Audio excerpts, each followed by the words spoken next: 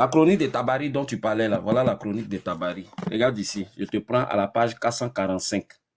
Regarde, Muhammad, dans l'année même de la fuite, expédia de Médine des détachements pour couper le chemin aux caravanes.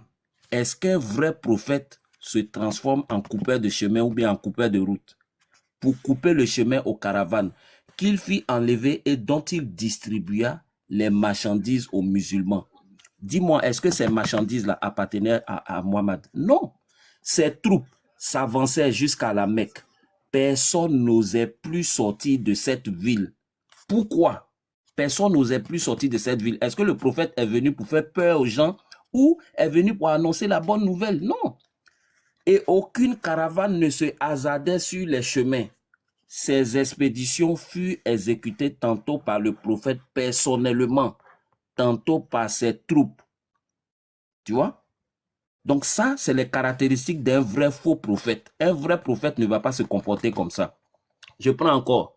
Dans les commandements de Moïse, tu ne dois pas convoiter la femme de ton fils. Je vais te lire un truc. La manière dont le prophète de l'islam a pris la femme de son fils adoptif. On va lire ça. Si un vrai prophète qui est animé par l'Esprit de Dieu, je vais aller très vite maintenant avec toi. Parce que comme tu veux taquiller là, je vais aller... Voilà, on va voir ici la manière dont le prophète de l'islam prend la femme de son fils adoptif. Et Allah va faire descendre la sourate 33, le verset 37. Il prend la femme de son fils dans une condition calamiteuse. On va lire, regarde ici, mariage du prophète avec Zénab, fils de Jash.